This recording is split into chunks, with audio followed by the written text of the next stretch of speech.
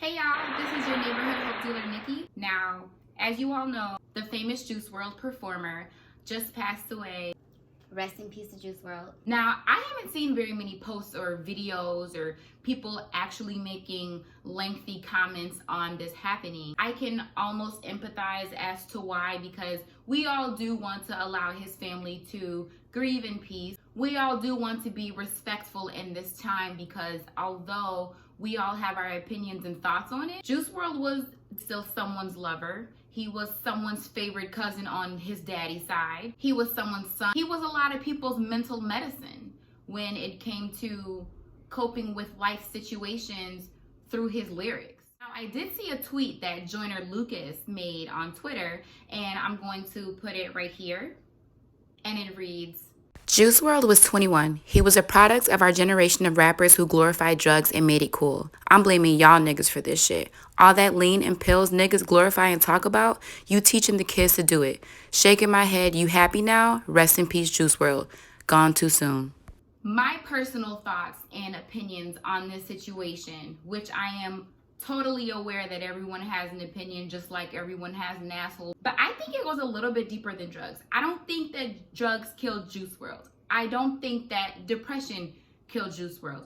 I believe that it was a combination of both, but there is a way bigger breakdown that we all need to be aware of. We all need to realize the vicious cycle that we are stuck in these days, and this upcoming generation definitely has it the worst. I think what's happening is this generation is by far, correct me if I'm wrong, the most depression-filled generation that has come to pass. Now, there are levels of depression. There's mild, less than mild, and then there's that gradient all the way up to where it's absolutely crippling. My feelings are we're being overdiagnosed. I feel like America is so money driven and so greedy that there's a system put in place where the doctors are wanting to overprescribe medication because that means more money in their pocket, and if they're making more money, then they're happy, because that's the ultimate goal. Not our health, not our sanity,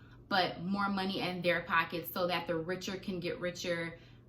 But I don't want to spiral down Alice's rabbit hole. While our younger generation is going through this depression, they're basically raising themselves. Again, with America being so greedy and so money hungry, America is basically enslaving us. And I'm not talking about my people. I'm talking about anyone that is a citizen here that was not born into money, because we are forced to work 40 hours a week at minimum if you want to be able to make your rent. And then even in that instance, you may not be able to still pay your bills. So then you have to work overtime. And then if you can't work overtime at your job, you pick up a second job. And who knows if that's another full-time job or if that's another part-time job. But the point is, our parents aren't in the homes. Our parents should be at home with their children and raising their kids and having these conversations with their kids and addressing topics that need to be talked about. But instead, they're at work to make sure that their kids have clothes on their back, and to make sure that their kids have food in their mouth, and to make sure that their kids are attending a school where they're going to at least have a half decent education, because America deems education so important because it's the cycle, because they want to make money off of us. So the parents are overworked, they're overexhausted, and then the younger generation has each other to rely on. And that's a beautiful thing, because there's powers in numbers, and we should all stick together. Absolutely, totally. But what's happening is, when kids get together, what they have to talk about these days is a lot different than what we were discussing on the playground. My 9-year-old came home talking about a mass shooting that he heard about from another classmate who had watched it on TV. Discussions about mass shootings were not as prevalent at 9 years old. The media is desensitizing our kids. The media is displaying more suicides, more mass violence. In a way, the media is normalizing traumatic situations. And so then what happens is, when parents aren't home with their kids and kids are left to talk with other kids and collab their thoughts with another kid who has lived just as much life as that other kid, so they have no wisdom. They're not having those formal conversations that need to be had in the home with parents. Our kids are becoming numb, and they're internalizing everything instead of getting all of it off of their chest and everything out of their mouth, because communication is everything. And then, plot twist, After our kids are done internalizing everything and becoming numb, boom, they're laying down with someone else who may or may not have the same emotional turmoil and the same mental distress,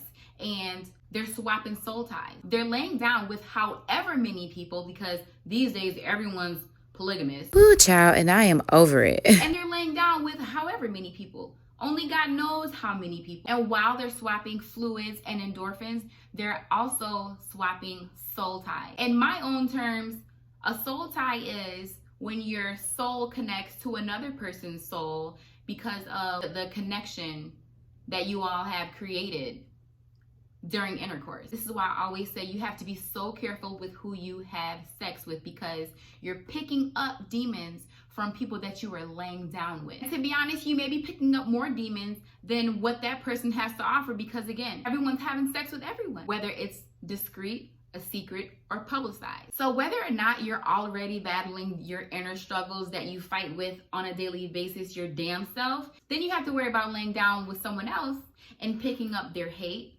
their anger, their suicidal thoughts, their depression, their anxiety, their hopelessness, their low self-esteem. And it's just all being passed around, and it's just this vicious cycle that won't stop because we're not seeking the help that we need. And I'm not talking about a psychiatrist, nor am I talking about a therapist. I'm talking about God. Now, all of you may not even agree with my religious stance, but we need to start somewhere, because these kids are self-medicating. And you know what they're using to self-medicate? More sex with more people, more drugs, more lean, more dirty spray, more alcohol, self-inflicting wounds, whether it be physical or not. And last but not least, sad-ass music.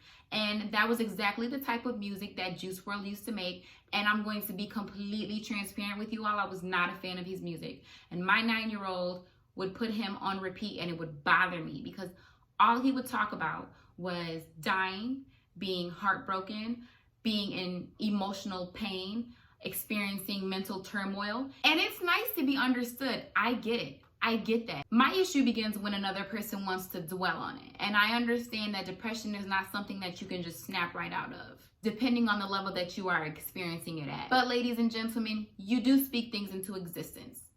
Juice WRLD spoke death, spoke about dying, and about wanting the pain to end. Your words, your thoughts, your actions, the things that you claim and that you believe, all of that is a whirlwind of manifestation. It's so important to be careful what you speak into existence, because that's exactly what you do. You speak everything into existence. You speak your success into existence. You speak your failure into existence. And sometimes you can speak your own death into existence. So speak life into yourself. Speak life into those around you, and create the life that you know that you deserve and that you know that you want.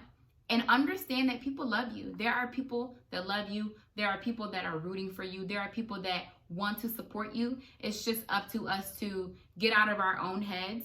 And I am especially guilty of this. We have to reach out to those and admit when we need help, so that we can get that help and thrive and flourish and be the best damn version of ourselves that we possibly can be, because we owe that to ourselves. All right, y'all, so that wraps it up. I hope you all enjoyed my talk. I'm sure that you all have tons of comments and thoughts on what I spoke about in this video. So feel free to drop a comment and let me know how you feel. In the meantime, don't forget to check out my latest Bulls Game vlog. And you all stay blessed. Remember that I love you, and I'm signing out.